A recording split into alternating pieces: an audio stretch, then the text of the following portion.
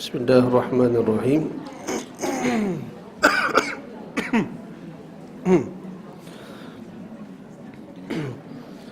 Assalamualaikum warahmatullahi wabarakatuh. Alhamdulillah wassalatu wassalamu ala Rasulillah wa ala alihi wa sahbihi wa man walah. Qala rabbi shrah li sadri wa yassir li amri wahlul 'uqdatam min lisani yafqahu qawli, summa amma ba'd. Alhamdulillah, kita sambung balik pengajian selepas kita dah makan pagi, merangkap tengah hari lah, makan nasi lah. Tapi nasi lemak ni selalu pagi lah, tapi nasi lemak ni memang berlemak lah, tengah hari tak payah makan lah.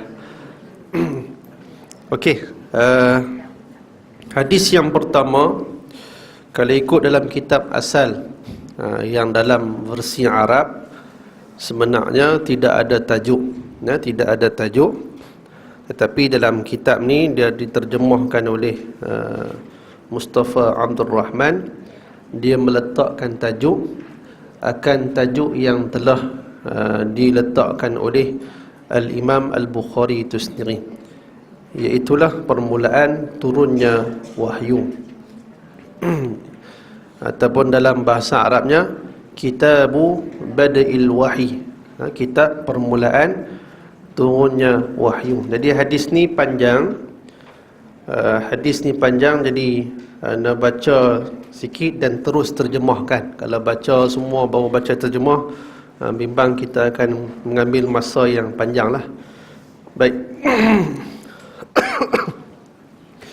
Bi-isnadina al-muttasil ila Imam Ibnu Abi Jamrah wa ila al-Imam Al-Bukhari rahimahullah wa nafa'ana bi'ulumihima fi darain amin.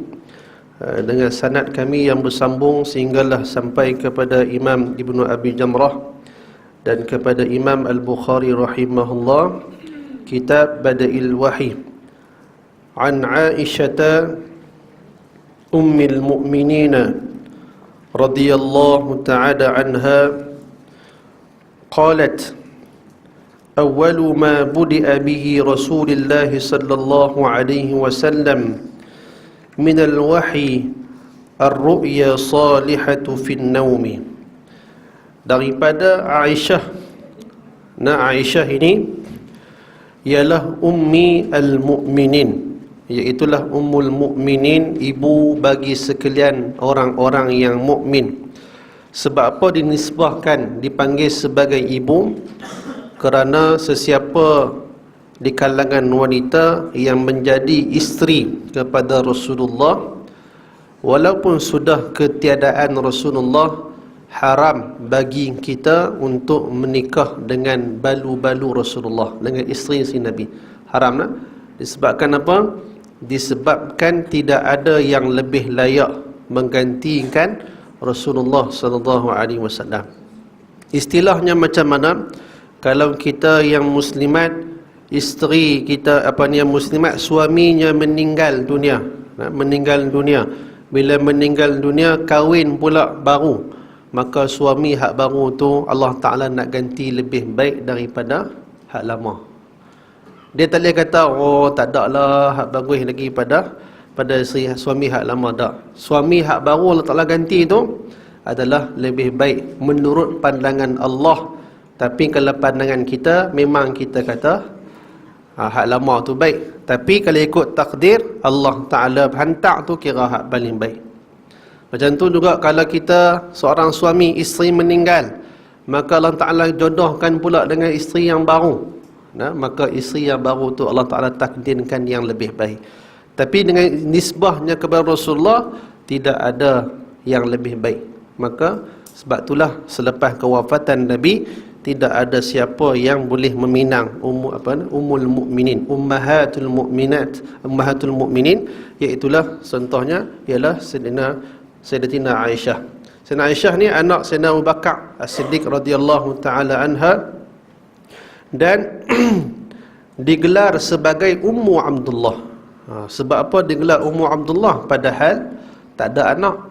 Kalau ikut riwayat yang sahih, tidak ada anak. Sayyidina Aisyah ni lahir ataupun berkahwin dengan Nabi dalam keadaan tidak mempunyai anak. Ummu Abdullah ni iaitulah disebabkan dengan anak saudara dia, nama dia Abdullah bin Zubair. Abdullah bin Zubair. Lahir di kota Mekah. Lahir di kota Mekah 4 tahun sebelum Nabi diangkat menjadi Rasul. Baik, satu persoalan. 4 tahun sebelum Nabi jadi Rasul, maksudnya umur Nabi 36 lebih kurang 36 tahun. Bila Nabi dapat wahyu, umur Nabi 40. Umur Sayyidina Aisyah umur apa? 4 tahun lah. Ni lepas makan ni lambat pula. Umur Sayyidina Aisyah lahir Nabi 4 tahun sebelum terima wahyu. Ni saya nak kena cerita sebab apa permulaan wahyu. Sebab hadis ni diriwayatkan oleh Sayyidina Aisyah. Kena lebih faham sikit lah. Baik, Sayyidina Aisyah lahir 4 tahun sebelum Nabi terima wahyu. Nabi terima wahyu, umur dia 4. Nabi umur terima wahyu umur 40. Tu betul. Umur Sayyidina Aisyah 4 tahun. Okey, 4 tahun umur Sayyidina Aisyah, 40 tahun umur Nabi. Baik, macam mana Sayyidina Aisyah boleh meriwayatkan hadis ni padahal waktu tu dia belum berkahwin dengan Nabi? Dan dia berkahwin dengan Nabi apabila umurnya 6 tahun. Lebih kuranglah. Dan bersama dengan Nabi ni, bila Nabi berhijrah ke Madinah, umur dia 9 tahun. Tu dia cerita dah. Jadi macam mana hadis ni sepatutnya agak-agak siapa riwayat? Sayyidina Khadijah lah riwayat, sebab isteri pertama Nabi. An Khadijah binti Khuwailid radhiyallahu ta'ala anha. Sepatutnya Khadijah lah riwayat hadis ni. Tapi sebab apa? Sebab apa Aisyah yang riwayat hadis ni? Yang ni saya ambil sikit je lah untuk kita bincang. Tak mau panjang-panjang, sekali lagi jenuh penin. Adalah makan nasi pun penin dah. Di sinilah berlakunya mauquf ataupun hadis mursal sahabi. Mursal sahabi. Mursal ni dia ada 2 jenis. Satu mursal sahabi, satu mursal tabi'in. Kalau mursal sahabi ni banyak. Kalau ikut dalam hadis ni memang confirm Sayyidina Aisyah tidak pernah mendengar ataupun tidak berada pada situasi Nabi menerima wahyu yang pertama. Tapi macam mana dia riwayatkan? Berkemungkinan Sayyidina Aisyah mendengar daripada sahabat yang lain, ataupun mendengar daripada sahabat-sahabat yang lebih dahulu mendengar hadis ini, tetapi Sayyidina Aisyah menyembunyikan hadis tersebut. Menyembunyikan siapa? Maka kalau dia tak riwayatkan daripada siapa dia ambil pun, sebab orang boleh berpegang sebab dia isteri Nabi SAW. Tetap sahih. Mursal sahabi semua sahih. Kalau mursal tabi'in, dia menyembunyikan nama sahabat. Menyembunyikan nama sahabat. Dia tabi'in, dia tak pernah berjumpa dengan Rasulullah. Tabi'in pun nama dia hidup selepas kewafatan Nabi dan berjumpa dengan sahabat. Maka jadilah dia sebagai tabi'in. Tapi dia buang nama sahabat, dia terus riwayat kepada Rasulullah. Maka di situ bagi pandangan Imam Syafi'i, kena tengok balik dia ni memang betul-betul riwayat daripada sahabat ataupun dia terus membuangkan nama sahabat. Bila dia membuangkan nama sahabat, di situ boleh jadi hadis yang dhaif disebabkan terputus sanad. Terputus sanad. Jadi di situ kena ada kajian lah. Di antara mursal tabi'in yang diterima oleh Imam Syafi'i, apa yang diriwayatkan oleh Allahumma salli ala sayyidina Muhammad, Allah lupa dah nama tabi'in ni. ialah mursal yang dia riwayat daripada tak ingat lah. Makan nasi lemak, lupa. Mursal yang diriwayatkan oleh baik Sa'id ibni Musayyab. Sa'id ibni Musayyab. Sa'id tu adalah tabi'in. Musayyab itu adalah sahabat. Kecuali kata Imam Syafi'i, dia ni sebab apa? Dia anak sahabat. Bila dia anak sahabat, terus dia potong nama sahabat. Sebab apa? Pak dia sendiri. Maka dia akan terus meriwayatkan daripada Rasulullah. Bahkan dia pun menantu pada sahabat, menantu pada Abu Hurairah. Menantu meriwayatkan daripada pak mentua. Tak perlu sebut nama pak mentua, terus sebut nama Rasulullah, sebab kedua-dua mereka ni, ayah dan pak ni, sudah pasti berjumpa dengan Rasulullah. Maka itu yang disebutkan mursal tabi'in, yang diterima mursal daripada Sa'id ibni Musayyab. Ni panjanglah ceritanya. Kalau kita nak bincang lagi, kita kena buka kuliah ulum hadis.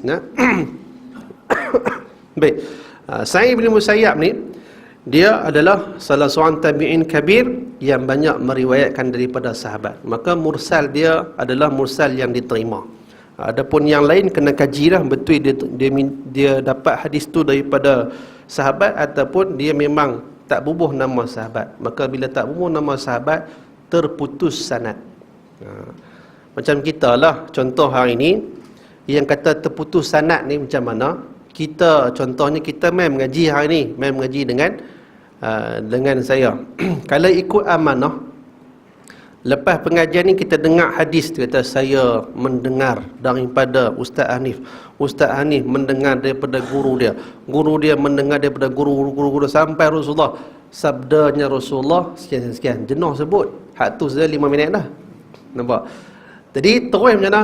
Kita terus kata, alah, hadis Rasulullah ni macam ni. Nampak? Yang dia dengar tu siapa? Dia tak sebut nama siapa. Dia mengugurlah nama saya. Kalau ikut hadis, dhaif hadis tu. Kalau ikut hadis, dhaif. Sebab apa? Menggugurkan nama seseorang, dia dikira tidak amanah. Tapi kita jalan nak cerita, kena habaq lagu tu lah. Contoh, kita dengar berita ada aksiden di Pekan, di depan masjid Teluk Air Tawang. Kita berdengar daripada kawan mai kuliah. Kawan mai kuliah dengar pada ustaz hak mengajar kuliah. Kita pun kata, hantar tak tadi yang aku dengar daripada kawanku pergi kuliah. Kawan aku pergi kuliah tadi dengar daripada ustaz hak pergi kuliah. Kalau misalnya hang nak cerita apa ni? Nak cerita apa? Dia panjanglah, itu maksud sanad, dia bersilah-silah. Terus kita mak, hantar tadi depa kata tu maksud dia memajhulkan sanad, dia membuang sanad. Hantar tadi depa kata ada accident. Betul tak betul tak tahu, tapi depa kata ada. Depa tu siapa? Baru kita abang, depa tu hak pergi mengaji kuliah tadi. Orang tak pergi, aku tak pergi. Nampak? Dia kata aku tak pergi, hang pun tak pergi, nampak? Jadi depa tu maksudnya dia membuang sanad. Jadi di sini pun ada berlaku kekurangan dari sudut sanad, tetapi hadis ni dikira hadis yang sahih. Macam itulah lebih kuranglah. Baik, Sayyidina Aisyah ni dia meriwayatkan hadis daripada Rasulullah lebih kurang 1210 hadis. Kebanyakan hadis-hadis ni kebanyakannya diriwayatkan oleh Sayyidatina Aisyah. Itulah peranan Sayyidina Aisyah yang merupakan isteri kepada Rasulullah dan peranan muslimat dalam penyebaran ilmu. Baik, tak apalah tu kita pendeklah, kita ringkaskan saja. Baik, annaha qalat, bahwasanya Aisyah ni berkata, awwalu ma budi'a bihi, permulaan wahyu, awwalu ma budi'a bihi Rasulullah sallallahu alaihi wasallam minal wahyi ar-ru'ya salihatu fin naum. Awal-awal, kata Sayyidina Aisyah, permulaan yang diturunkan dengannya daripada Rasulullah sallallahu alaihi wasallam daripada wahyu ialah mimpi yang benar. Ru'yah salihah, mimpi yang benar di dalam tidur. Maksudnya permulaan wahyu yang turun kepada Nabi adalah petanda Nabi nak jadi Nabi ni mula-mula adalah mimpi. Ru'yatus salihah ialah mimpi yang benar. Kemudian fakana la yara ru'ya illa ja'at mithla falaqis subhi. Kata Sayyidina Aisyah, maka tiadalah baginda Nabi sallallahu alaihi wasallam bermimpi dengan satu mimpi, melainkan mimpi itu datang seperti mana cahaya pada waktu subuh. Mithlu falaqis subhi, cahaya pada waktu subuh. Jadi saya baca terjemah lah sebab hadis ni panjang. Jadi boleh tengok makna ni dengan di belakang sana, lebih kuranglah saya terjemah secara apa yang saya baca. Fakana la yara ru'ya, maka Nabi tak melihat dalam mimpi dia, melainkan datang mimpi itu dengan cahaya waktu subuh. Dia nampak cahaya, apa makna cahaya tu? Ialah menerangi akan kegelapan jahiliah pada waktu itu. Summa, kemudian daripada mimpi itu, kemudian daripada datangnya mimpi ru'yah salihah, mimpi yang benar ini, hubbiba ilaihil khala', maka Nabi menjadi suka untuk pergi berkhalwat. Itulah mengasingkan diri. Khala' ni maksudnya berkhalwat. Khalwat ni satu kalimah yang mulia sebenarnya. Kita sudah memburukkan kalimah khalwat. Didapati seorang janda berkhalwat dengan Allah, dengar tu berkhalwat tu teruk sungguh. Nampak tak? Khalwat satu kalimah yang mulia. Khulwah, kita berkhalwat satu benda yang menjijikkan. Dia mengambil makna khalwat tu berasingan, duduk bersendirian. Tapi dia faham berkhalwat duduk sendiri bersama dengan pasangan yang tidak sah ataupun yang tidak ada hubungan rasmi dengan dia. Yang tu faham kita. Tapi khulwah, khala' adalah bersunyi-sunyian. Sebab apa? Nabi bila tengok pada waktu tu, pada usia 40 tahun, Nabi SAW sudah tak boleh terima keadaan yang ada sumbang mahram, minum arak menjadi minuman yang utama, menyembah berhala. Dia rasa ini bukan agama, ini bukanlah sefitrah yang asal manusia dicipta. Masya Allah. Sebelum tu banyaklah tanda-tanda yang tertentu. Baik. Wa kana yakhlu fi ghari hira'in fayatahannathu fihi. Dan adalah bersunyi-sunyianlah ataupun berkhalwatlah Nabi SAW bi gharin hira'in, di gua Hira. Di gua Hira, fayatahannathu fihi. Fayatahannas ay wa huwa ta'abbudul layali. Iaitu wa huwa ta'abbud, iaitulah beribadah. Yatahannas tu maksudnya ibadah. Baik, tambah sikit, wa huwa ta'abbudu tu ialah kalimah yang bukan asal daripada Sayyidina Aisyah. Dia adalah kalimah yang ditambah oleh Ibnu Syihab Az-Zuhri. Ini yang dimaksudkan hadis mudraj. Ni kita pergi usul hadis sikitlah. Hadis mudraj ni apa? Satu kalimah yang bukan asal daripada hadis.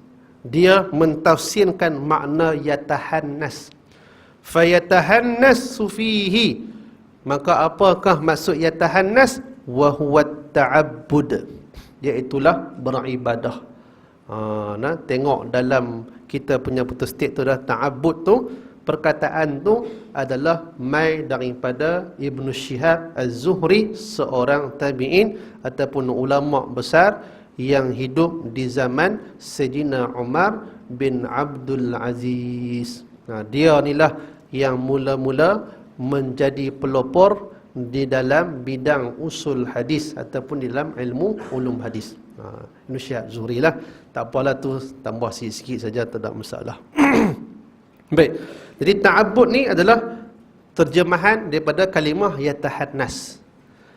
Jadi Nabi ni pergi Gua Hira. Bila Nabi mimpi, mula Nabi mimpi nampak cahaya macam waktu subuh, menyebabkan dia jadi gemar, rasa terajak untuk pergi ke Gua Hira. Pi seorang-seorang tu motivasi tu. Kalau duduk di Mekah, nak pi tu berapa kilometer tu, jalan kaki. Dah sampai ke kaki bukit tu, nak naik bukit pula, Masya Allah, subhanallah, siapa bisa naik bukit Gua Hira? Saya bisa naik 2-3 kali lah. Memang penat. Selalu naik dulu tapi sampai lah kali. Saya naik dulu. Sebab kita ni jadi orang kata mutawif. Kita kena bawa bila, tapi kita naik belakang sekali. Penat. Tapi jadi motivasinya sebab apa? Setiap step tu dia ada orang Pakistan ke, hak kaki terkilas, kaki terkehel. Nah, dia kata apa? Dia minta sedekah. Macam mana dia boleh naik dengan tongkat sampai naik atas? Tu dia. Minta sedekah. Allah. Kita lepas ngap. Dia jadi okey balik. Sampai dekat tu, dia akan duduk di tempat selalu orang berhenti berpenat. Dia duduk tang situ. Tapi kaki kadang-kadang tak boleh fungsi naik dengan tongkat, tapi boleh naik sampai atas. Tu dia. Jadi motivasi. Dia pemberi motivasi. Dia ni orang tua boleh naik, takkan aku tak boleh naik? Naik jugalah kita pun, walaupun semput-semput. Naik sampai atas tu, buat apa? Ya tahannas. Ta'abbad iaitu beribadah. Di sinilah persoalan. Nabi ibadah apa ni? Nabi ibadah apa? Pada waktu tu tak ada lagi syariat sembahyang. Pada waktu tu tak ada lagi puasa. Pada waktu tu tak diturun lagi, tak dilantik lagi sebagai Nabi. Maka di sinilah menjadi perbincangan di kalangan para alim ulama. Ada yang menyatakan memang Nabi sembahyang juga. Nabi sembahyang macam mana? Itu ilham yang Allah Ta'ala bagi. Tapi ada yang lebih berpandangan bahawa Nabi duduk bertafakur saja. Duduk tafakur di dalam gua yang hanya boleh memuatkan 2 orang selesa. Kira seorang lagi selesa lah. Kalau betul-betul gua tu yang ditimpa ditimpa dengan batu-batu, jadi lubang di tengah tu, hanya boleh memuatkan 2 orang saja kalau masuk satu-satu masa. Yang lain semua berebut nak masuk, tak boleh masuk. Sebab apa? Hanya gua yang sedikit. Baik. Maka di situ yang dimaksudkan yang ta'abbad itu bukan ibadah yang kita faham hari ini, tetapi bertafakur, berfikir macam manalah umat aku ni. Di sana adakah betul dengan sumbang mahramnya, dengan minum araknya, dengan menyembah bahalanya, ini adalah ajaran yang betul? Ini tafakur. Maka di situlah jalan yang pertama untuk kita mencapai hidayah adalah latih otak kita ni untuk berfikir. Siapa-siapa pun kalau dia ni nak kembali kepada jalan yang benar, dia akan terfikir. Contoh, mak rempit kalau memang jahat, tengok muka ni bercalak atau cerok. Dia akan mula insaf bila dia kena patah 8 kaki dia contohnya. Dia kata takkanlah aku nak duduk macam ni selalu. Hari-hari masuk hospital. Dia akan fikir, adakah ini penghujung hidup aku? Dia akan fikir, bermula daripada fikirlah akan membawa kepada hidayah. Tapi kalau kita tak mau fikir, dia tak jadi. Sebab itulah zaman hari ini ramai yang buat program motivasi sebab nak bagi fikir. Tu kena faham asal usul motivasi apa? Untuk nak buka butang hijau dia tu untuk dia ni bergerak. Tapi bukan sekadar motivasi. Motivasi saja, rajin motivasi tapi tak mau amal, pun payah juga. Dia kena ada step-step dia supaya kita mendapat akan hidayah yang sebenar daripada Allah. Maksudnya di sini berfikir. Berfikir mampu melorongkan kita kepada jalan hidayah. Nabi dia tunjuk, Allah Ta'ala aturkan kehidupan Nabi, inilah cara permulaan insan yang nak kembali kepada jalan yang benar. Baiklah. Baik, wa huwa yatahannas fa yatahannasu fihi wa huwa ta'abbudu layali zawatil adadi qabla an yanzi'a ila ahlihi wa yatazawwadu lidzalika. Jadi Nabi ni dia berkhalwat dan berasingan diri, dan Nabi berkhalwat di Gua Hira. Iaitulah beribadah di masa beberapa malam yang berbilang-bilang, tak sebut berapa hari secara khusus, sebelum kembali kepada ahli keluarganya. Sebelum kembali kepada ahli keluarganya dan mengambil bekalan untuk demikian itu, Kemudian baginda kembali kepada Khadijah dan mengambil bekalan. Maksudnya mengambil bekalan untuk kembali kepada Gua Hira. Baik. Maksudnya Nabi ini ulang alik. Beberapa hari selang beberapa hari Nabi akan balik kepada ahli keluarga dia, wa tazawwadu lidzalika summa yarji'u ila Khadijah fayatazawwadu limisliha hatta ja'ahu al-haqq wa huwa fi gharin hira'in. Dia ulang banyak kali. Maksudnya dia pergi ke Mekah beberapa hari, habis bekalan makanan, Nabi akan turun balik kepada Sayyidah Khadijah, ambil bekalan makanan, naik balik Gua Hira. Habis bekalan makanan, turun balik pergi ke Gua Hira. Sampailah satu ketika. Hatta ja'ahul haq, sehinggalah datang kepadanya kebenaran. Iaitulah datang wahyulah, datang kebenaran. Wa huwa fi gharin hira'in, pada waktu itu berada di Gua Hira. Dah banyak kali dah, banyak hari dah duduk di sana, sehingga datanglah satu kebenaran, iaitulah Jibril alaihi salam. Faja'ahul malak, maka telah datanglah oleh Nabi sallallahu alaihi wasallam al-malak, iaitulah datangnya malaikat, iaitulah malaikat yang bernama Jibril alaihi salam. Lalu dia berkata, faqala al-malak, telah berkatalah malaikat itu, iqra, bacalah olehmu wahai Muhammad. Iqra, bacalah olehmu wahai Muhammad. Di sinilah menunjukkan bahawa permulaan wahyu itu mula nak diberikan kepada Rasulullah sallallahu alaihi wasallam setelah pada beberapa hari. Jadi sebenarnya sunnah manusia, sunnah alam, kita nak dapat kebenaran perlu melalui proses yang lama. Bukan kata hang pergi mengaji sekali alim terus, dak. Dia kena proses yang lama, kena beberapa hari. Itu sunnah. Sebab apa Nabi ni boleh saja, Nabi tak pergi Gua Hira, tak berpenat-penat pun tak apa. Allah Ta'ala boleh bagi duduk di rumah pun boleh. Tapi nak tunjuk sunnah, pergi rabat bukit. Tapi jangan kita duduk pergi sunnah, pergi rabat bukit bendera ke, bukit ni Gunung Jerai ke. Sunnah kita ni faham simbolik bukit tu, susah payah. Daripada rumah nak start kereta main sini susah tak?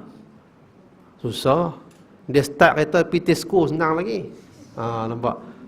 Tu ambil dia punya hikmah tu. Susah tu nak main mengaji ni susah. Nak rabat bukit tu susah. Tu nasib baik saya tak buat kelas dekat Gunung Jerai. Kalau buat kelas kat Gunung Jerai, pakai tak main. Anda seorang je. Saya seorang lah duduk atas puncak tu, mengajaklah siapa-siapa yang ada atas tu. Tu buat di masjid. Dewan pun ada, aircon elok apa semua, bagi kerusi tak duduk bawah. Kalau duduk bawah lengah pinggang ni. Dia jadi macam bekho, sat belah kanan, sat belah kiri, sat tongkat dua-dua lagu tu. Jadi maksudnya itu faham susah payah tu. Nak mengaji ni bukan senang. Tambah nak dapat hidayah bukan senang.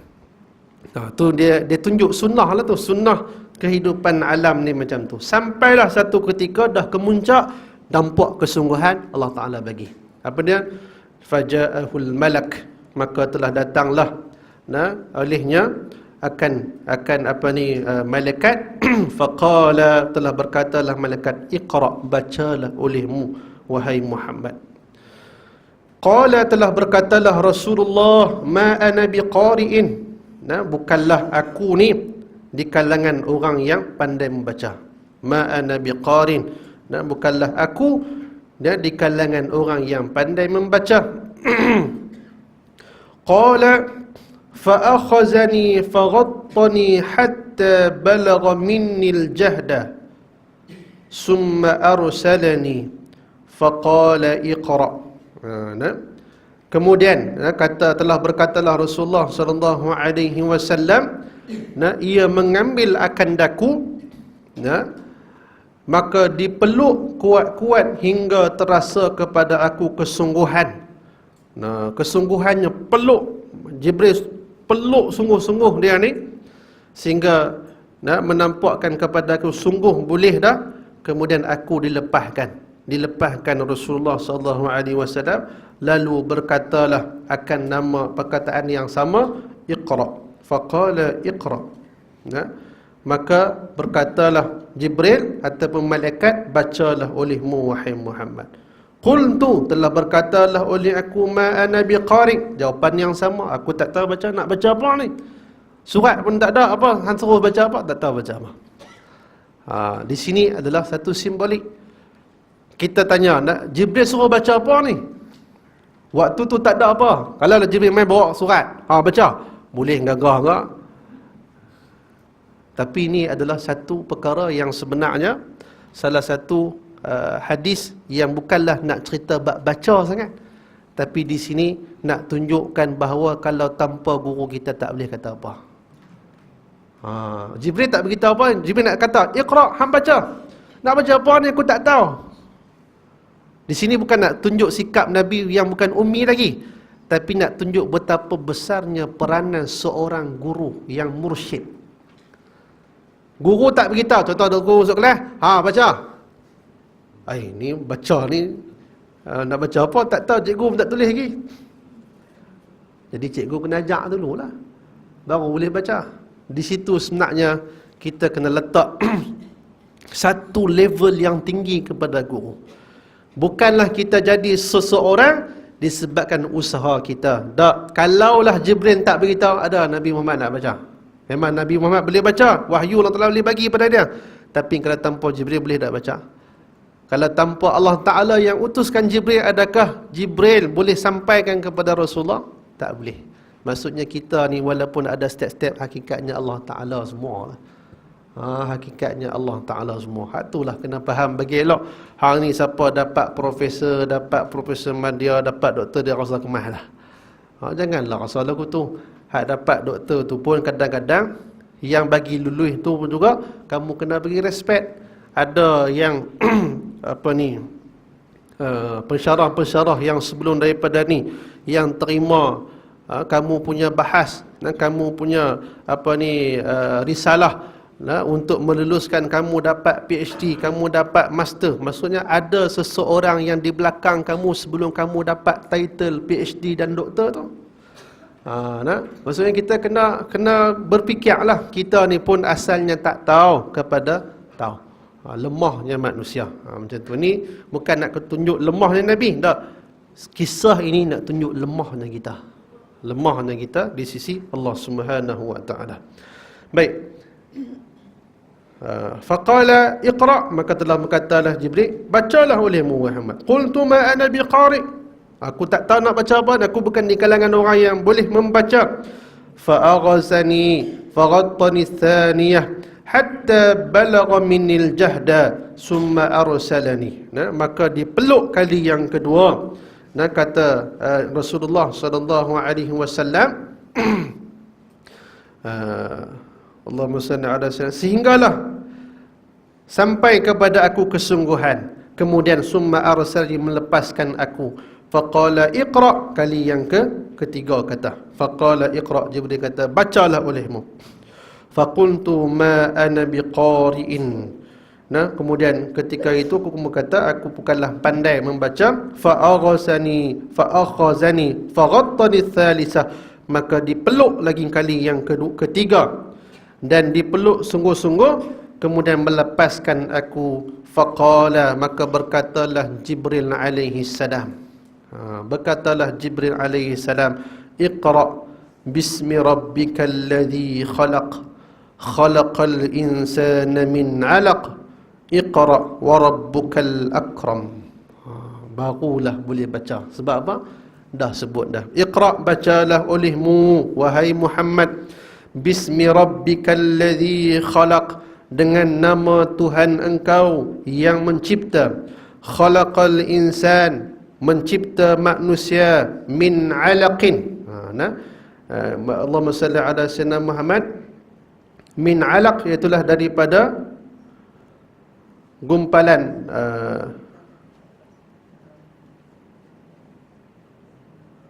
daripada darah. Min 'alaqin. Tengok syarah ni, dia tulis darah dalam ni, dia apa?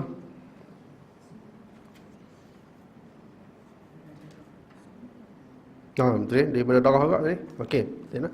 Daripada darah min alaqin iqra wa rabbukal akram.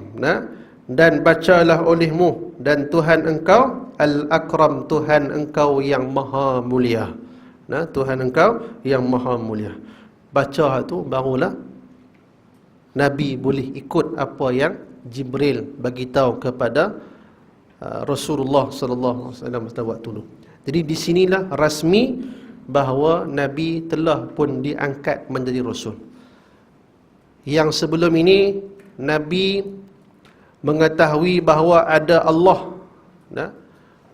Benda Allah ni, Allah Ta'ala ni waktu tu dia tahu ada Allah, tapi tak dikira sebagai, tidak mengetahui sebagai Tuhan yang mencipta. Bila datang ayat ni, barulah rasmi bahawa ada agama yang menafikan agama yang benar, menafikan agama-agama yang ada pada penduduk Mekah pada waktu itu. Yang sebelum ini, fatrah di antara Nabi Isa diangkat ke langit sampailah sebelum kebangkitan Nabi Muhammad, semua itu dikira sebagai ahli fatrah. Semua ni kira tak ada pedoman dan diseleweng pula oleh paderi-paderi yang hidup pada waktu zaman Sayyidina Isa alaihi salam, menyebabkan manusia tidak ada tujuan, tidak ada panduan dan masing-masing ikut kefahaman masing-masing. Faham dah Allah Ta'ala ni? Kisah boleh faham Allah Ta'ala ni berlaku kepada Tok Wan, Tok Wan Rasulullah sallallahu alaihi wasallam itu sendiri. Nama apa Tok Wan Nabi ni? Abu Talib. Abdul Muttalib nama siapa pula? Pak saudara, Pak Sayyidina Ali. Abu Talib ni kisah dia panjang lah, kita boleh cerita pendek sikit. Abu Talib ni adalah pembesar Mekah dan dia ketua kabilah pada waktu itu. Cerita apa? Tahun gajah yang Abrahah nak main serang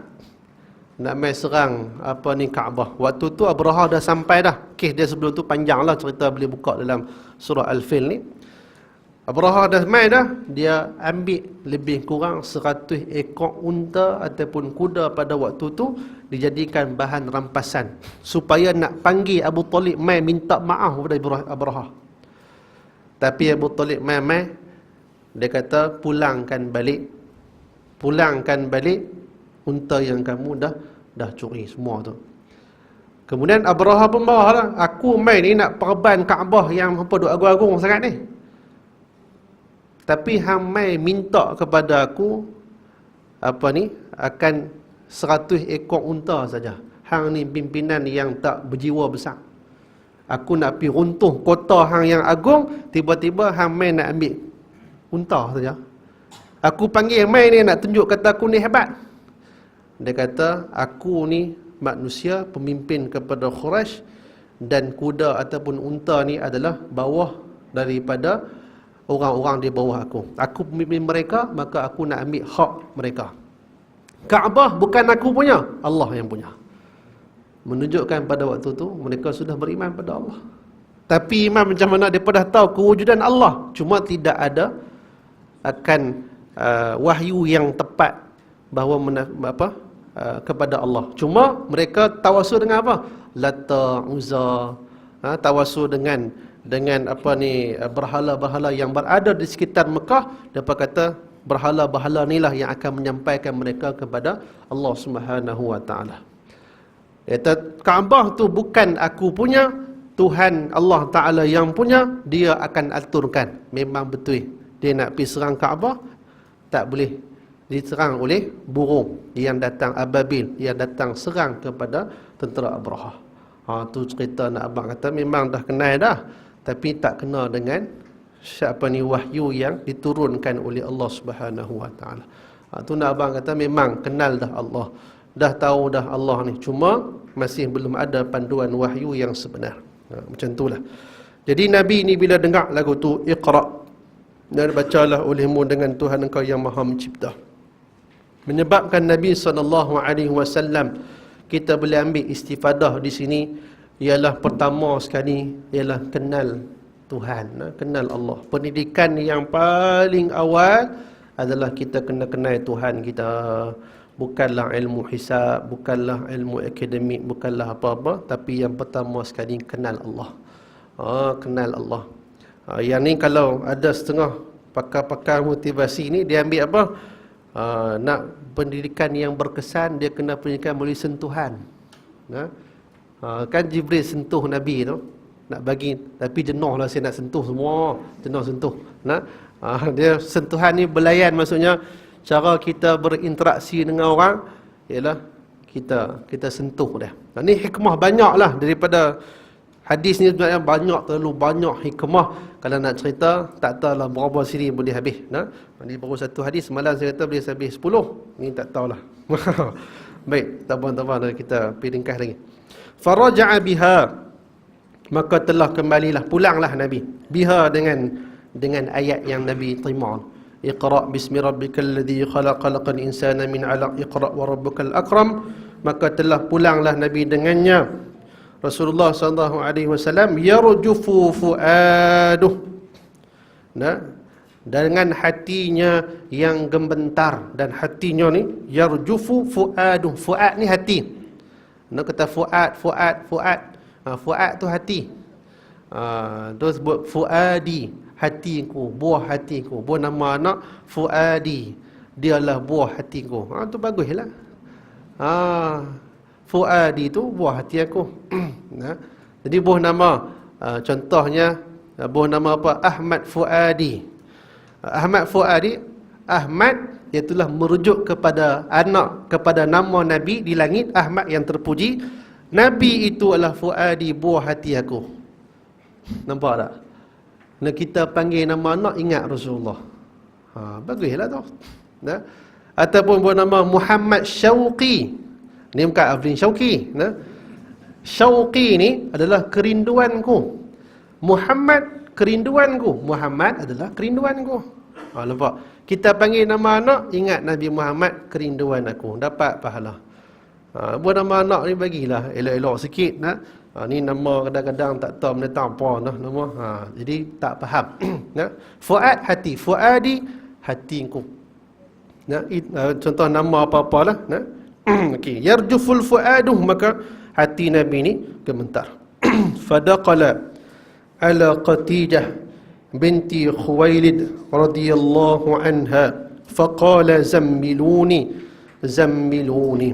Maka telah masuklah Nabi ni ke atas Sayyidina Qatijah binti Khuwailid, isteri pertama Nabi dan isteri yang Nabi paling sayang ni, iaitulah Sayyidina Qatijah binti Khuwailid. Faqala, telah berkatalah Rasulullah, zammiluni, selimutkanlah aku, zammiluni, selimutkanlah aku.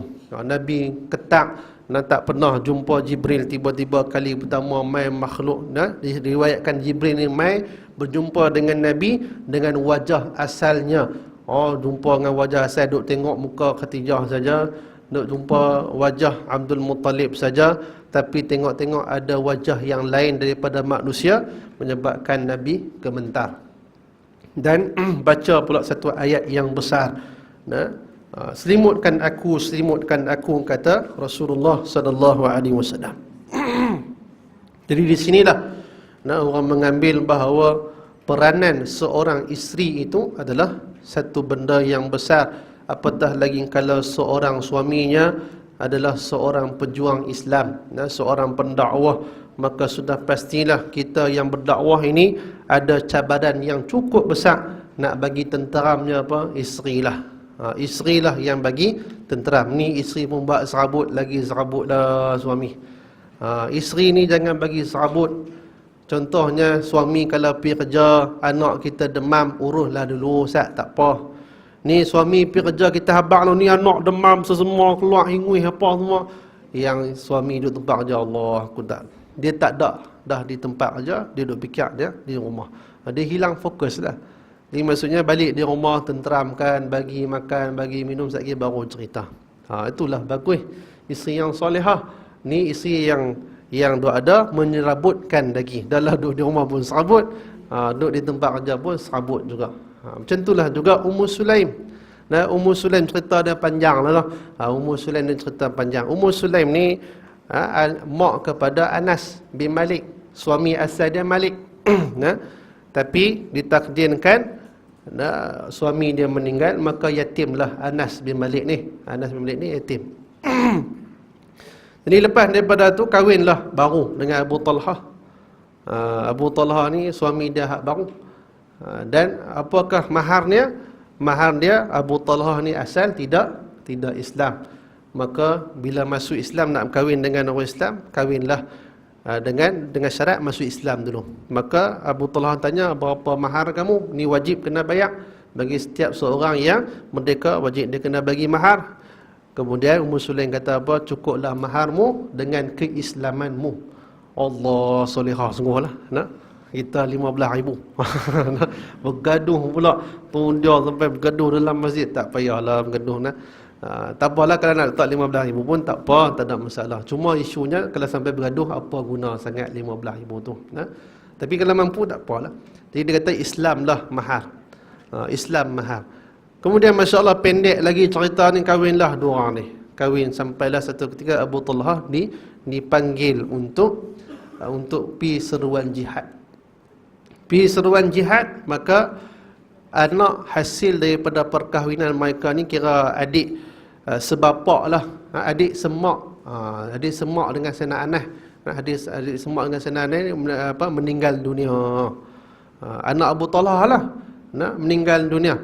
Yang Abu Talhah pada tu duduk tengah berjuang, maka dia tak sampaikan khabar berita ni. Dia uruskan jenazah anak dia apa semua ni, bagi siap apa semua, habislah ke bumi. Malam tu baliklah Abu Talhah. Cuba bayangkan kalau bini kita, abang anak dah mati dah, kawan mau balik terus habis luruh, pingsan juga tang situ. Abang ni rumah terbakar, dapur apa semua habis semua, tak ada apa dah, tonggeh pun meletup habis semua dah. Contohnya, kita bagi serabut lagi suami kita. Ni dia balik penat-penat, dia layan sungguh-sungguh, masak sedap-sedap sehinggalah pada malam tersebut, maka berlakulah hubungan suami isteri macam biasa. Esok pagi-pagi tu dah Abu Talhah pun senyum elok dah. Dia tak tanya anak sebab balik-balik tu kira isteri ni bersiap elok lah. Dia tak fikir anak lah, dia fikir isteri dulu. Sampai malam tu selesai, bangun pagi-pagi, Ummu Sulaim kata kepada Abu Talhah, wahai Abu Talhah, perumpamaan ni cerdik ni bini ni. Tu yang bagus, bini cerdik dan solehah ni. Ni kita kena jadi, bukan kata segak saja. Kalau segak tak cerdik, tak solehah pula, nyampah. Nampak tak? Ni dia kena jadi cerdik, solehah. Lawa tu tak apa, kemudian tak apa. Cerdik dan solehah. Dia kata perumpamaan, dia kata kalaulah jiran kita bagi sesuatu pinjam kat kita, lepas tu dia ambil, macam mana? Tak apalah, dia kata tu hak jiran, dia bagi dah pinjam pada kita. Lepas tu kalau dia minta, dia ambil, tak apalah. Maka barulah lepas tu dia kata, anak kita Allah Ta'ala telah pinjamkan pada kita, Allah Ta'ala ambil dah anak kita. Nak marah tak betul tu? Tak berita. Nak marah, tak jadi. Dia fikir apa? Dia layan aku elok semalam apa semua ni semua. Cuma tak habaq je. Tak habaq tu je bukan nak menafikan suami tu adalah yang tak patut diutamakan, tapi nak mententeramkan suami supaya fokus kerja dia pada waktu tu untuk berjuang dalam Islam. Boleh tak tu? Bacalah kita kisah Ummu Sulaim, supaya kita menjadi seorang yang benar-benar membantu. Walaupun kita duduk di rumah, ialah yang pergi dakwah ni suami kita, tapi kita ni menyebabkan suami kita ni jadi orang yang hebat. Satu kisah. Ni saya tak ingat nama riwayat. Dia ni seorang pendakwah yang hebat dan pemberi khutbah yang cukup hebat. Dia kalau khutbah, kalau orang tak menangis saja. Lepas tu satu ketika orang tanya, sebab apa ni tuan terlalu hebat sangat menyampaikan khutbah ni? Dia kata, saya ni sebab saya pandailah mengarang apa semua, dia habaq lagu tu. Bini dia dengar, bini dia marah. Dia tak hargai aku no. Tak apa. Minggu tu dia biar anak ni semua kawan tu jaga. Biar pak dia jaga tunggu-tunggu, tukar pampers tengah-tengah malam, bangun apa semua. Seminggu tu dia tak ada buat preparation untuk berkhutbah. Khutbah hari tu cerai. Khutbah hari tu cerai. Dia pun terfikir, awaklah hari ni cerai sangat khutbah. Dia tak semacam sebelum-sebelum. Rupa-rupanya siapa yang membantu dia untuk menjadi khutbah yang hebat? Isteri dia. Isteri dia tolong buat kerja rumah apa semua. Dia balik, makan. Makan, tambah, komplain tak sedap apa semua. Tu kira dia lah. Kira geng suami lah, kira komen saja. Lepas tu pinggan semua dia pergi lungguk kat sinki saja, balik pergi tidur. Tidur esok bangun, baju dah iron siap dah. Ni hang iron baju sendiri, hang makan sendiri, hang buat anak semua. Tak dan nak study, tak dan nak baca buku. Tak dan nak mengajar ni macam mana, tak dan. Jadi cerai. Tu kita kena hormati. Isteri kena buat peranan. Kalaulah suami dia ni, dia jaga elok, dia akan mendapat cemerlang di tempat kerja suami dia. Sebab apa? Di rumah ni beres. Ni rumah pun macam tongkang pecah. Macam mana nak dapat prestasi bagus? Sebab di rumah pun tak terurus. Tu peranan ni, peranan isteri, peranan suami. Jangan menganggap kita suami pun, jangan menganggap kecil isteri yang duduk di rumah, suri rumah, dia kerja, dia masak, kemas rumah, sika baju kita. Jangan anggap kecil benda tu. Besar. Sangat besar. Dan isteri pun jangan anggap besar. Isteri, suami keluar kerja walaupun nafkah tak banyak, jangan anggap ringan benda tu. Sebab apa? Dia membantu. Masing-masing kuat menguat di antara satu sama lain. Hak ni dia tunjuk. Sayyidina Aisyah dan Sayyidina Khadijah pada waktu tu bukan dia pergi rabat bukit pun yang susah payah Nabi, tapi balik hang tolong selimut tenteram Nabi. Penat semua ni hilang, ketak semua hilang. Sebab apa? Mai selimut Rasulullah sallallahu alaihi wasallam. Tu dia cerita panjang ni. Hak ni berapa sini tak tahulah. Baik. Dia kalau baca saja dia tak faham tu, kena baca secara-secara sikit dah. Baik. Hatta zahaba anhu ar-raw'u. Sehinggalah sehingga hilang, zahaba berpergilah daripada Rasulullah ar-raw'u, rasa ketakutan. Hilang takut tu sebab tolong kena peluk dengan Sayyidina Khadijah, dia diselimutkan. Faqala li Khadijah wa akhbaraha al-khabara laqad qashitu ala nafsi. Maka telah berkatalah Rasulullah sallallahu alaihi wasallam telah menceritalah kepada Sayyidina Khadijah apa yang dia rasai, apa yang dia dapat khabar tu daripada Jibril dengan ayat Iqra yang dibacakan sampai habis tu.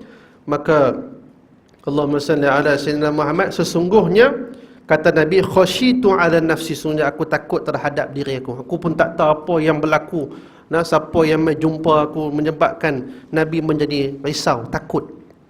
Faqalat lahu Khadijah, lalu Khadijah pun berkata kepadanya, kalla. Kalla ni maksud tidak sekali. Wallahi, nampak? Khadijah kata apa? Wallahi, demi Allah. Maksudnya mereka sudah pun mengetahui Allah, tapi tidak ada saluran yang betul. Wallahi ma yukhzikallah abadan innaka latasilur rahim.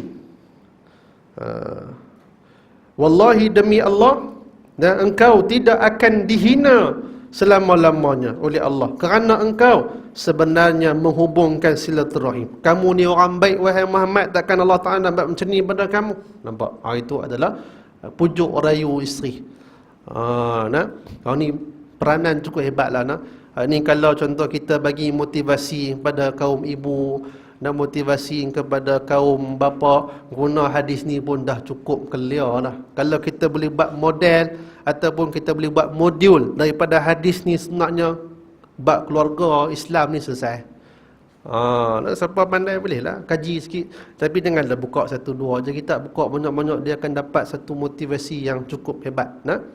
Ada ulama buat kitab berdasarkan perkataan la tahzan, don't be sad. Jadi buku nyor tebal tu kita tak larat nak baca. La tahzan, don't be sad, jangan kamu sedih. Hadis tu, dua perkataan tu, hurai tu dia buku yang paling laris. Nah, sejak bertahun-tahun yang lalu, buku tu dicetak 8 bahasa. Dia bahasa Arab memang bahasa dia dah. Bahasa Inggeris, bahasa Melayu, bahasa England dah bahasa kan? Bahasa orang putih. Nah, dan bahasa seumpamanya. Sebab apa? Cukup padu perkataan la tahzan tu. Ni kalau hadis ni, masya-Allah banyaklah, banyak, sungguh-sungguh banyak. Baik. Dia kata Allah Taala takkan menghina ataupun takkan menghina kamu selama-lamanya wahai Muhammad. Sebab apa? Kamu ni orang yang menyambung, menghumbakan silaturahim. Wa tahmilul kalla, dan engkau memikulkan bebanan. Wa taksibul ma'dum, dan engkau menolong orang yang susah. Wa taqri dhaifa, dan kamu menjamu, akan meraihkan tetamu. Wa tu'inu ala nawaibil haq, dan kamu menolong orang-orang yang ada musibah, ataupun kamu menolong orang-orang yang ada tanggungjawab, nawaib, jawatan-jawatan kepada kebenaran. Maksudnya kamu tolong orang. Kamu tolong orang takkanlah dengan sebab kamu ni menyambung silaturahim, kamu ni amanah, kamu ni tolong manusia, kamu tolong jamu orang tetamu, semua ni Allah Taala nak bagi kamu ujian macam ni. Kalau tahu kamu nak menghina kamu, tidak. Ni kata Khadijah, dia bagi kata-kata motivasi. Tu dia. Tu isteri ni pun dia kena ada nasihat dia juga. Dan suami pun janganlah tunjuk ego sangat. Hang bini pun cakap pandai SPM dia, aku pandai lagi dia tak. STPM, pandai pun STPM saja. Jangan buat pandai sangatlah. Habis cerita dah selesai. Habis takat tu, maka Sena Rasulullah ditambah dalam hadis yang lain, Rasulullah ni memang tutup muka dia. Bila tengok ke langit, akan dengarlah suara ya Muhammad, ya Muhammad, menyebabkan Rasulullah kan selimut balik. Duk dengar suara mai ya Muhammad, ya Muhammad. Kita tengah malam duk panggil nama kita, berat juga. Seram juga bulu roma ni. Dia jadi seram. Sebab apa duk panggil ya fulan, ya fulan, tengah-tengah malam. Ni memang tak putus ni Nabi dengar ni. Sebab fatrah di antara wahyu pertama dengan wahyu kedua yang kita akan bincang saat lagi ni, wahyu 4 bulan juga kalau ikut setengah riwayat. 4 bulan baru turun wahyu kedua. Ya ayyuhal muzammil tu ayat kedua. Ya ayyuhal muzammil qumil laila illa qalila, wahai orang yang berselimut. Muzammil. Muzammil ni memanglah kita bagus buat nama Muzammil. Tapi nama dia yang berselimut. Saya takut dia tidur je. Tapi tak apa, bagus. Muzammil ni salah satu nama Nabi. Muzammil ni salah satu nama Rasulullah yang mulia. Tapi ada setengah yang mengatakan Muzammil ni bukan yang berselimut, sebab faham berselimut orang yang malas. Maksud Muzammil ni adalah orang yang berkelumbung, pakai toilasan. Toilasan kan, kalau tengok ulama-ulama kita, tok-tok guru ni, dia bubuh satu serban di atas. Yang tu orang panggil Muzammil. Jangan duk kata Muzammil ni selimut, tu melengkak, duduk tidur.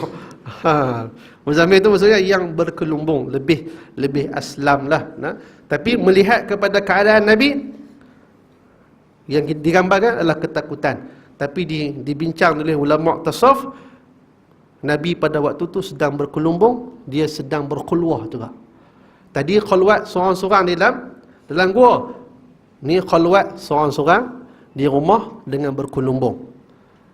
Ni yang disebutkan oleh bahasa tasawuf. Kalau kita pakai kelumbung, kita sedang berkhulwah juga. Khulwatus saghir, khulwah yang kecil. Tak percaya, balik try kelumbung tengok. Dia akan rasa muka kita jadi kecil dan dia akan merendahkan diri. Merendahkan diri kita. Supaya tak melihat muka kita, orang tak tengok pandangan daripada tepi dan sebagainya, supaya boleh memfokuskan kita ni boleh buat sesuatu perkara. Sebab itulah ahli-ahli sufi ni depa suka kelumbung muka. Tu bukan pakai tudung. Tu kelumbung muka. Sunat, sunat. Nabi ni orang yang berkelumbung, orang yang memakai talasan ataupun memakai serban di atas kepala. Jadi maksudnya bukanlah Nabi ni orang bukannya takut, orang bukannya gemetar, tapi Nabi seorang yang berkhulwah, Nabi sedang bersunyi-sunyi. Keluar yang sarir, yang kecil. Macam itulah setengah pandangan yang berkatakan demikian. Tapi kalau kita ambil hadis zahir ni, zahir pada hadis, dia boleh pecah banyak lah. Kalau nak syarah ni macam-macam lah kita boleh huraikan daripada hadis Nabi SAW. Baik, lepas daripada tu, panjang lah ini, tak apa. Habis. فانطلقت به قتيجة حتى أتت به ورقة ابن نوفل ابن أسد ابن عبد العزى ابن عمي قتيجة. Itu dia. Ini adalah salah seorang yang nak menenangkan Rasulullah SAW pada waktu tu, bawa pergi jumpa Waraqah. Kemudian lepas daripada itu, Qatijah pergi bersama-sama baginda Nabi SAW, bawa pergi jumpa Waraqah bin Naufal bin Ibni Asad bin Abdul Uzza, iaitulah anak kepada bapa saudara Qatijah. Anak kepada bapa saudara maksudnya sepupu pandai. Sepupu lah, sepupu Sayyidatina Qatijah binti Khuwailid. Siapa Waraqah ni? Wakana imra'an qad tanassara fil jahiliyah wa kana yaktubul kitabal ibraniyyu fayaktubu minal injili bil ibraniyati ma sya'allahu ay yaktuba wa kana syaiqan kabiran qad amiya. Tu dia. Itulah Waraqah. Waraqah ni siapa? Waraqah ni adalah seorang yang beragama Nasrani pada zaman jahiliah dulu ni. Zaman jahiliah dia beragama Nasrani. Menulis kitab Ibrani. Maka disalinnya daripada kitab Injil tu dengan bahasa Ibran. Dia pandai. Bahasa macam mana saya tak nak sebutlah. Dia tak sempat nak mengaji. Okey. Dan dia ni seorang yang sudah tua. Dia ni Allahumma salli ala sayyidina Muhammad. Wa kana syaikhan kabiran. Waktu tu dah tua sangat dah. Tua sangat. Kemudian apa ni? Dalam masa yang sama, Allahumma salli ala qad amiya. Yang dimaksudkan di sini, dia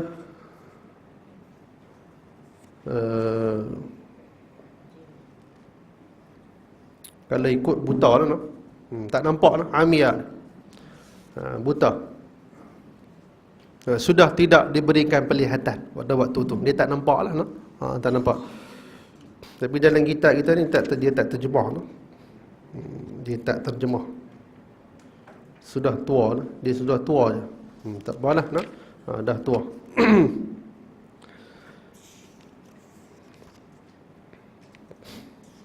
Okey. Maksudnya dia ni adalah salah seorang yang beramal dengan kitab sebelum daripada ni. Beramal dengan kitab Injil. Dia ni faham kitab Injil ni, dia boleh alih bahasa kepada bahasa Ibrani. Jadi dia memang tahulah tentang kitab yang asal tu, yang diturunkan kepada Nabi Allah Isa alaihi salam. Jadi Waraqah ni. Jadi Waraqah dia di antara orang yang tua pada waktu tu. Jadi Khadijah pun bawa lah pergi minta nasihat, bawa pergi minta panduan apa yang terjadi kepada suami dia, iaitu Nabi Muhammad sallallahu alaihi wasallam.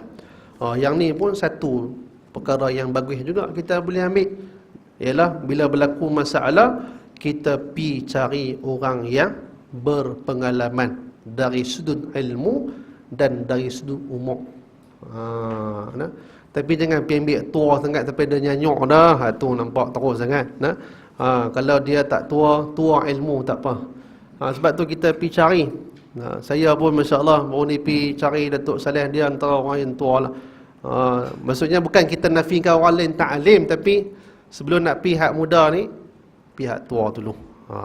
Maksudnya cari hak tua-tua walaupun tak larat. Dia pun kata tak apalah, bagi kat orang muda lah, orang muda kuat lagi, saya tak larat dah. Tapi bahasa dia tu merendah diri. Kita kena pi cari hak orang tua. Kita ni hak muda jangan duk berasa lah hebat. Sebab apa, ramai lagi orang yang lebih hebat.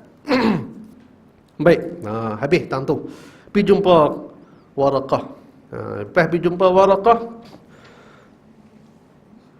faqalat lahu Khatijah, maka bertanyalah Khatijah kepada Waraqah, ya bna ammi isma' min ibni aqiq. Maka wahai Allahumma salli ala wahai anak bapa saudaraku. Kata ni lah, dia pun tak ada panggilan umum no. Wahai Pak Long kan. Pak Long kita Pak Long kan. Pak Long ke abang ke Pak Ngah ke. Kita pandai. Tapi orang Arab ni kalau pak menakan belah pak, khalati. Kalau khal laki lah, kalau khalati perempuan lah. Kalau belah mak, ammati, mak perempuan, mak menakan perempuan. Kalau ammi, pak cik belah laki, belah mak. Dia beza tu. Dia tak ada Pak Long, Pak Teh, Pak Ngah apa semua ni. Dia ya bena ammi, wahai anak kepada bapa saudaraku. Tu dia. Ni belah mak lah, belah mak. Isma', dengarlah, min ibni akhi, daripada anak saudaramu ini. Dia nak cerita sikit. Jadi senang ketika suruh Rasulullah cerita. Faqala lahu Waraqah, ya bna akhi madza tara. Waraqah pun tanya, wahai anak saudaraku, apa yang kamu tengok? Apa yang kamu lihat? Apa yang kamu nampak? Apa yang kamu lihat? Fa akhbarahu Rasulullah sallallahu alaihi wasallam khabara ma ra'ah.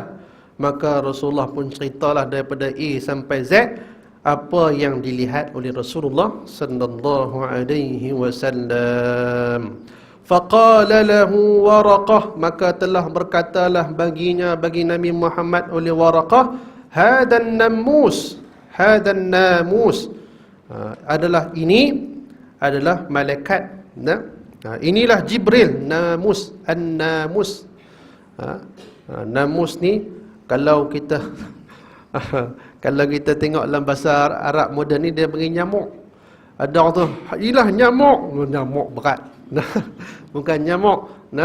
Ni malaikat gelaran. Namus ni ada orang terjemah nyamuk. Beratlah kalau terjemah nyamuk. Hadza an-namusu alladhi nazzala Allahu ala Musa. Dia kata inilah namus ataupun an-namus, iaitulah Jibril yang telah diutuskan oleh Allah Subhanahu wa taala ke atas Musa dan ke atas nabi-nabi sekalian lagu itulah.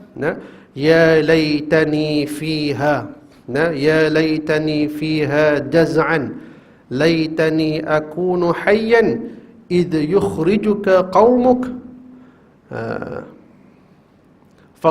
Ya laitani, kata dia, alangkah baiknya, ya laitani fiha, kalaulah aku masih muda dan remaja. Kata dia, kalau aku masih muda pada waktu ni, dan aku masih hidup ketika dihalau kamu oleh kaummu. Dia tahu dah. Idh yukhrijuka qaumuk. Dia kata, alangkah kalaulah aku ni masih muda, yang masih kuat pada waktu itu, waktu ni boleh melihat kamu ni akan dihalau keluar daripada kaum kamu yang duduk sekarang ni. Maksudnya Waraqah dah tahu dia ni Nabi. Bila Nabi ni, siapa pun tak mau dekat, ramai musuh. Tu dia kata, kalaulah aku muda, aku pasti akan ikut kamu. Aku akan ikut telunjuk kamu, aku akan beriman di bawah kamu, aku akan menjadikan kamu ni Rasul Allah. Maksudnya Waraqah ni Islam tak? Islam lah. Jadi maksudnya selama mana Nabi tidak dilantik menjadi Rasul dan Nabi tak menyampaikan, Nabi tak diwajibkan lagi untuk menyampaikan risalah, siapa-siapa hak meninggal sebelum tu, semua ahli fatrah masuk surga free lagu tu ya. Tapi ada orang kata pak ayah Nabi, mak ayah Nabi masuk neraka. berat. Mak ayah Nabi ni hidup, Nabi tak jadi Nabi lagi. Nabi duduk kandungan 6 bulan, pak dia meninggal dah. Nampak tak? Nabi umur 9 tahun, 6 tahun, mak dia pula meninggal. Nabi jadi Nabi umur apa? 40 tahun. 40 tahun pun tak diwajibkan lagi baru duk pergi sembang dengan Waraqah ni. Waraqah berkata, kalau hang terima wahyu dah confirm kena sampaikan risalah, waktu tu kalau aku akan ikut hang.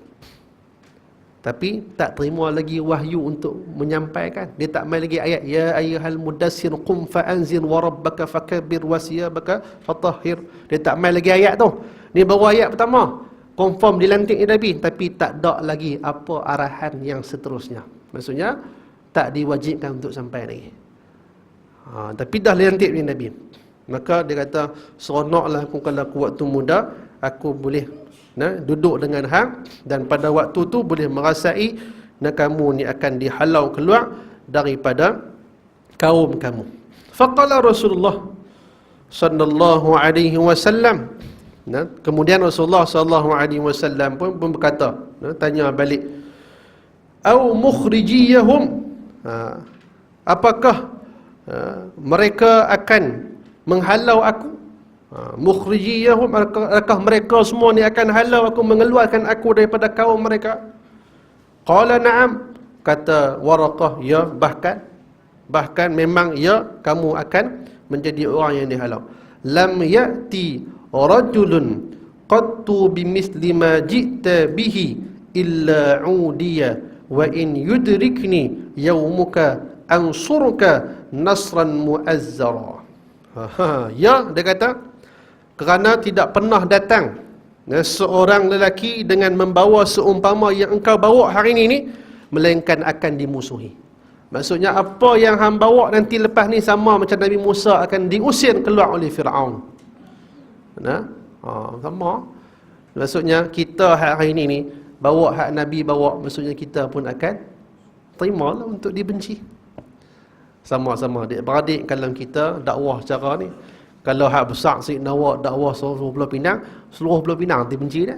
Dakwah seluruh Malaysia benci dia. Dakwah seluruh dunia, satu dunia nanti hentam dah. Tu dia. Ini adalah, tapi dalam masa yang sama ada yang sokong, ada yang tolak. Itu ikut kemampuan kita. Nabi ni masya-Allah sampai hari ni orang kata apa dah. Dalam masa yang sama sampai hari ni orang ingat kepada Nabi. Tu musuh ni sampai kiamat. Lagi mana ada syaitan, lagi itulah ada musuh. Ni kena faham. Maksudnya kita ni dah bersedia. Kalau kita cinta Nabi, kita akan terima nasib yang sama dengan Rasulullah SAW. Ini bukan nak menakutkan, tapi ini nak meningkatkan lagi martabat kita di sisi Allah Subhanahu wa taala. Itu dia. Wa in yudrikni yaumuka ansuruka nasran mu'azzara. Dan jika aku masih hidup ketika itu, nescaya aku akan menolongmu dengan bersungguh-sungguh. Kalau aku hidup, aku akan tolong hang waktu tu. Summa lam yanshab Waraqah an tuwfiya wa fatara al-wahyu. Kemudian tak berapa lama Waraqah pun meninggal.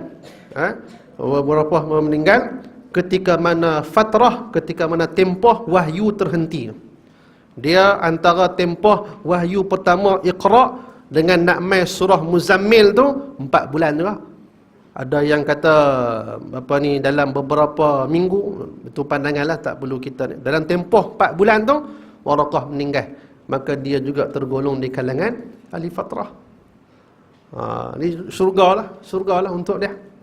Dan dia pun masya-Allah memang beramalkan ahli kitab, itu kitab-kitab yang terdahulu. Ini cerita dia. Baik. Jadi meninggallah Waraqah bin Naufal. Baik. Qala Ibnu Syihab. Ni habislah dekat tu hadis dia. Ni dia sambung perkataan lain pula. Qala Ibnu Syihab.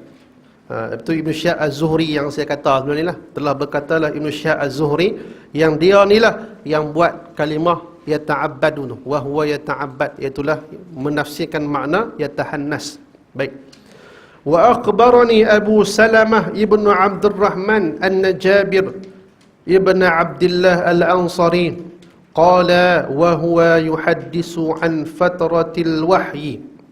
Dia kata apa? Telah berkatalah Ibnu Syihab Az-Zuhri, dan telah dikhabarkan kepada Abu Salamah bin Abdurrahman bahawa Jabir bin Abdullah Al-Ansari telah berkata tentang terputusnya wahyu. Itu fatrah wahyu senggang daripada antara surah Al-Alaq tu, Iqra tu, selang beberapa hari lama Nabi tak turun wahyu, menyebabkan Nabi gelisah. Nabi jadi tidak tahu apakah siapa yang datang itu, tapi diterang oleh Waraqah bahawa itulah An-Namus, iaitu Jibril alaihi salam, dan Nabi pun rasa dia adalah Nabi. Maka ketika itu menunjukkan bahawa ada beberapa hari yang Nabi SAW tak terima wahyu. Baik. Wa qala wa huwa yuhaddisu an fatratil wahyi faqala fi hadisihi. Ini hadis lain pula tapi digabungkan oleh Imam Bukhari. Baina ana amshi istami'tu sautan minas sama. Seterusnya dia berkata, baginda sallallahu alaihi wasallam dalam percakapan Jabir, sedang Nabi berjalan-jalan. Kata sedang aku berjalan-jalan ni, tiba-tiba kedengaran oleh aku suara daripada langit. Sami'tu sautan minas sama farafa'tu basari, maka aku pun mengangkat pandangan aku. Pandangan aku ke langit. Sebab apa? Suara tu mai daripada langit. Fa izal malakul ladzi ja'ani bihira'in jalisun ala kursiyyin bainas sama'i wal ard. Tu dia. Bila tengok ke atas langit, dia nampak malaikat yang mai ke Gua Hira tu duduk atas kursi di antara langit dan bumi. Tu dia, tengok atas. Jibril duduk panggil, ya Muhammad, duduk atas tu. Mau tak ketang? Maksudnya itulah perasaan Rasulullah. Ni fatrah sebelum turun wahyu hak berikut ni. Duduk tengok, ya Muhammad, tengok langit tu dia, bagus punya nampak Jibril duduk atas. Tu dia, masya-Allah, tabarakallah. Ni bukan cerita hantu ni. Ni cerita Nabi terima wahyu.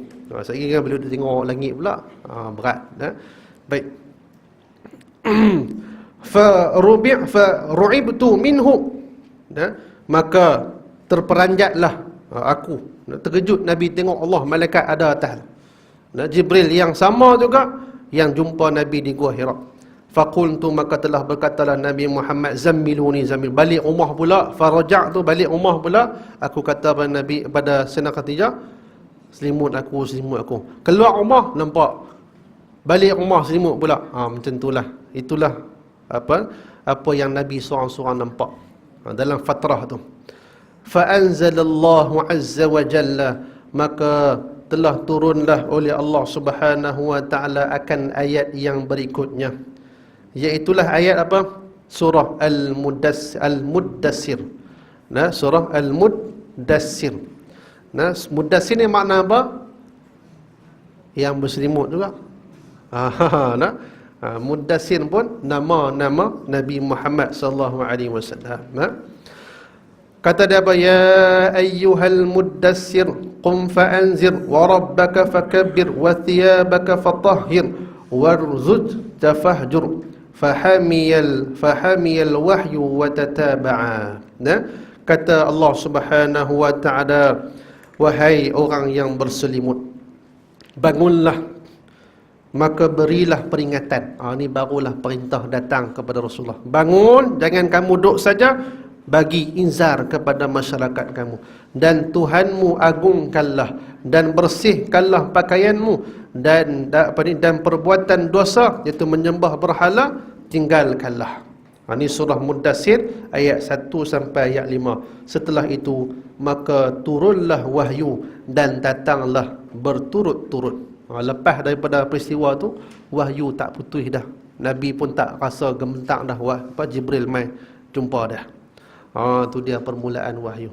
Ada yang menyatakan bahawa Nabi mula-mula ayat pertama Iqra. Kemudian ayat yang kedua lah ya ayyuhal muzammil qumil laila illa qalila. Nah, iaitu orang yang muzammil. Nah, qumil laila illa qalila, bangunlah kamu waktu malam walaupun sedikit. Bangun waktu malam maksudnya bangun apa? Bertahajud. Nabi hukum dia wajib tahajud. Kita mai umat sunat. Barulah turun ayat ketiga, ya ayyuhal muddassir qum fa'anzir wa rabbaka fakabbir. Lepas dah beribadah, maka barulah bangun untuk memberikan inzar. Apa dia? 3 step. Yang pertama, iqra'. Apa istilah iqra' ni? Apa simbolik dari iqra' ni? Mengaji. Baca tu betul lah. Mengaji. Istilah baca, mengaji bagi alim. Bila dah mengaji, turun ayat kedua, ya ayyuhal muzammil qumil laila illa qalila. Bila orang dah mengaji, orang dah alim, beramal dengan ilmu, iaitulah dengan bangun waktu malam, dengan menghidupkan malam-malam. Apa dia? Beramal. Berilmu, beramal. Mai yang ketiga, ya ayyuhal muddassir qum fa'anzir wa rabbaka fakabbir. Wahai orang yang muslimut, bangunlah kamu untuk memberikan peringatan. Jangan kamu beribadah saja, tapi memberikan peringatan. Ni step ni barulah menjadikan pendakwah da'i yang sempurna. Ilmu dulu, jangan buat cakap pandai lagi. Ni terus ceramah, berat. Ilmu pun tak ada, bukan kata ilmu, amal pun tak. Subuh pun subuh, gajah. Nampak tak? Tapi pandai cakap depan orang. Inilah yang merosakkan umat. Oh, cakap ni memang bagus, perempuan-perempuan, cakap ni kemas macam semua dia buat. Tapi tengok tak badan dengan umur, nampak gaya ni. Nampak tak? Dia kena berilmu. Bila berilmu, beramal. Dan bila beramal, dakwah sampai kan. Tu step tu, zaman Nabi pun dia bagi step tu. Tempoh di antara nak turun ayat suruh beramal ni berapa bulan. Jadi kita kena ni lah. Jadi kalau kita yang nak berdakwah ni, kalau contoh ada yang muda-muda di kalangan kita, janganlah terlalu gopoh. Jangan kita terlalu gairah untuk berdakwah. Kata ustaz, kita kena dakwah ustaz, lagi siapa nak bawa? Jangan kamu bimbang, Allah Ta'ala dah uruskan. Tugas kita belajar dulu sampai reti. Bila dah reti barulah bimbing masyarakat. Jangan kita tak reti, kalut nak bimbing masyarakat, menyebabkan masyarakat jadi sesat.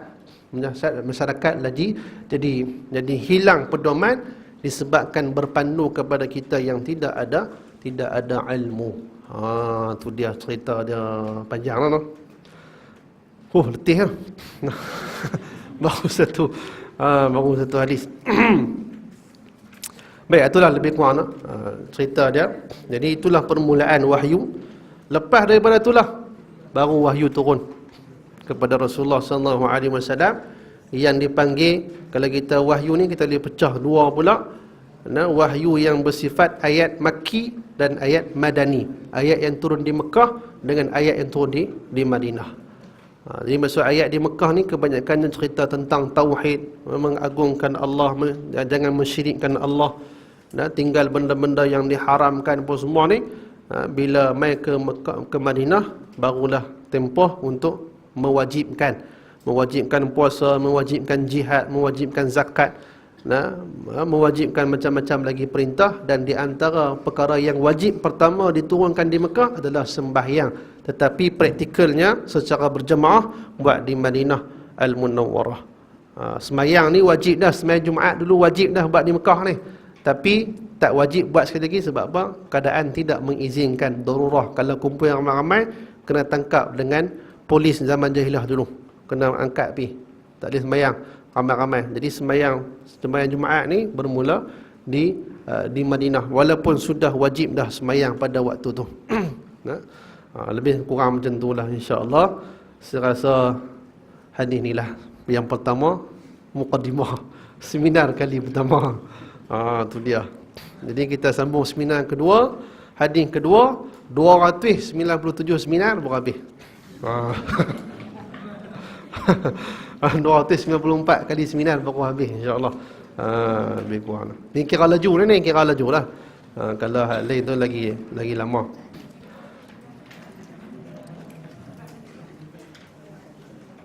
Boleh faham tu? Boleh lah, boleh faham lebih kurang lah, insyaAllah. Baik, ada soalan apa tak tanya? Sebelum cadangan. Mingguan di mana? Oh, buat di sini. Oh, kuliah ni. Tu kena tanya pihak penganjur. InsyaAllah kalau ikut tarikh yang kita nak buat pula lepas ni, kita akan buat dia kalau ikut bulan depan dah. Bulan depan pada 8 hari bulan. Hari Khamis juga. Kalau tak ada apa-apa lah waktu pagi. Tapi insya-Allah waktu tu kita cubalah baca. Tapi nak baca laju pun kitab besar. Kitab besar dia kena hurai sikit, kena tahu hurai dia tak faham. Tapi bolehlah kalau nak buat bulanan, boleh. Cumanya mungkinlah bajet tak cukup. Bajet yang dikeluarkan oleh pihak masjid ni mungkin tak cukup. Kalau nak buat kesungguhan, kita boleh buat sebulan 2 kali, tapi pakat-pakat kita kutiplah yuran, ataupun kita buat bantu masjid, bukan bantu saya, bantu masjid untuk menguruskan makan minum pun semua ni. Tu makan tu semua mai free lah. Mai kira duduk, lepas tu pergi makan. Tak ada apa. Jadi kalau ada inisiatif tu boleh bincang, tubuh pendapat ke pada, boleh beritahu pada JK masjid kita. Kalau nak buat kekerapan, insya-Allah lah. Wallahu a'lam. Ada soalan? Ada. Ya.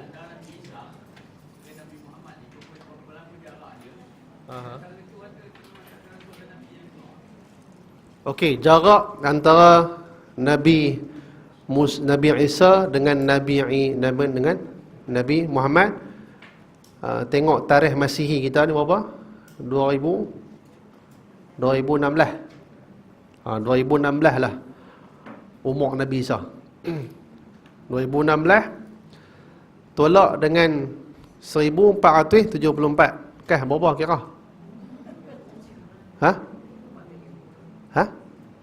Satu berapa? Kira bila saya tak pandai matematik kira ni.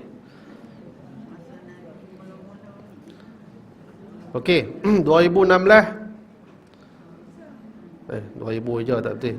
2016 tolak 1 4 7 3. 1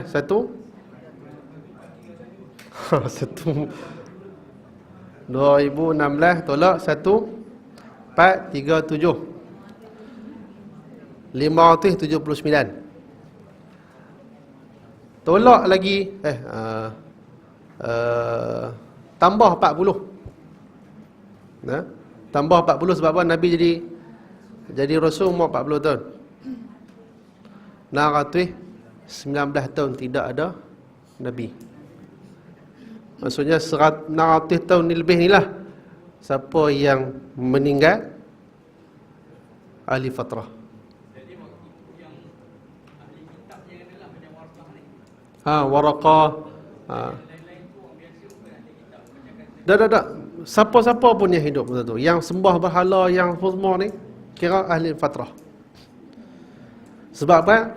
Sebab yang menanggung dosa mereka ni adalah paderi-paderi yang mengikut Nabi Isa, dia selewing Injil. Mereka ni yang pergi selewing, sehingga kemudian tak ada panduan, mereka rasa itulah agama yang betul, maka semua tu masuk syurga. Ahli fatrah. Sebab apa? Sebab mereka tidak ada Nabi. Kita ada Nabi, bahkan ada ulama yang menyampaikan. Kita bila tak dengar, maka kita sendiri yang tanggung. Contoh, kalaulah di atas dunia ni ada lagi manusia yang tak sampai seru, tak sampai dakwah, syarat mukallaf ialah dia ni mestilah baligh, al-balighu al-aqilu alladhi ballaghathu da'wah.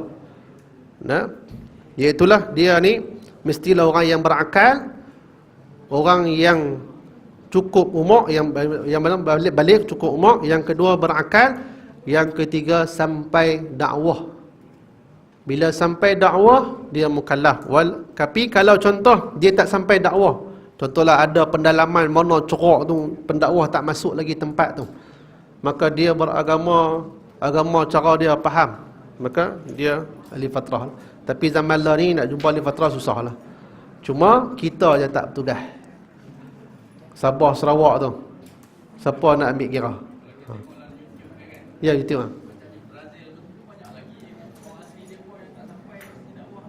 Ya. Itu. Ya. Jadi maksudnya di situ dia tak sampai Islam dan tak ada, kita yang Islam kita tak berdakwah.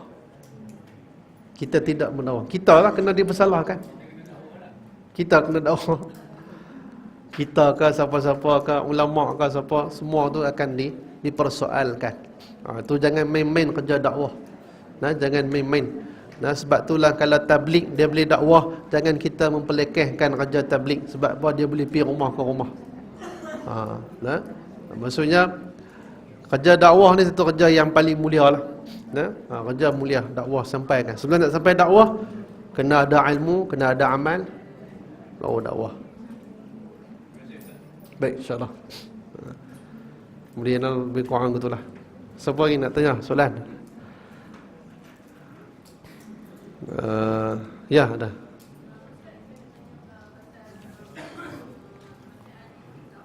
Kutah cerita.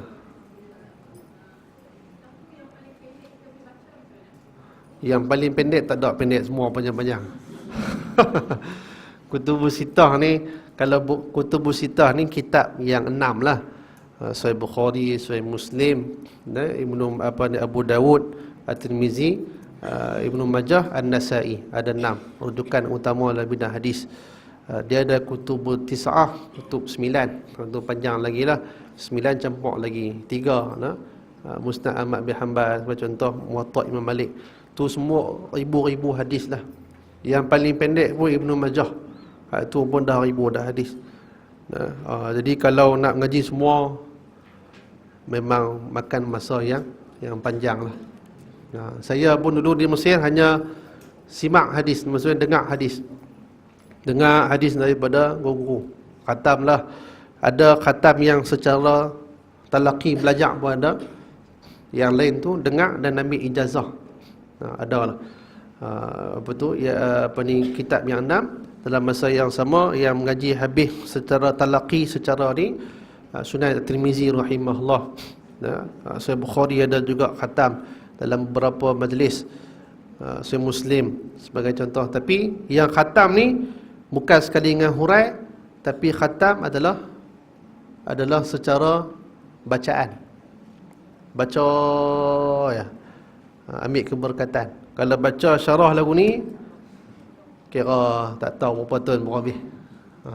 Sebab dia Kutubus Sittah ni sebenarnya bacaan dan rujukan kepada mereka-mereka yang ahli dalam bidang fatwa ataupun bidang-bidang yang fiqh yang untuk mengeluarkan fatwa. Kalau kita ni nak baca kitab tu sebenarnya tidak ada manfaat. Tak ada manfaat. Sebab apa? Sebab bukan kita ahli. Sebab tu baru ni macam kitab ni saya boleh lagi daurah sebab dia mukhtasar. Sebab sebelum ni ada satu masjid, dia mesej kat saya, dia kata nak minta mengajak. Kebetulan saya memang tak ada kosongkan kuliah waktu tu. Hari tu tak ada. Dia kata, ustaz boleh nak minta baca kitab? Boleh, nak baca kitab apa? Dia kata Sahih Muslim boleh tak? Sahih Muslim, Masya Allah, tu dia Sahih Muslim berapa jilid? Kuliah sebulan sekali, agak-agak bila tu nak habis? Nah, anak murid mati habis dah, tok guru mati, kitab tak habis lagi. Nampak? Jadi sebenarnya kalau di India kitab Kutubus Sittah ni dia tahun sebelah dijadikan bacaan. Baca bagi habis, ambil tabarruk, ambil keberkatan. Tapi kitab yang dipegang sungguh adalah kitab Mishkat. Mishkat Al-Masabih. Mishkat Al-Masabih ni 2 jilid. Dia ambil semua kitab-kitab ayat hukum yang ada dalam kitab Kutubut Tis'ah ni, dijadikan ringkasan. Kalau kita faham Mishkat Al-Masabih, sebenarnya kita boleh buka dah kitab yang besar-besar. Ni macam kita baca mukhtasar. Bila kita baca mukhtasar, kita dah tahu dah apa kitab-kitab dalam Sahih Bukhari. Tu sebab ulama bab mukhtasar. Sebab setiap kita ada mukhtasar dia.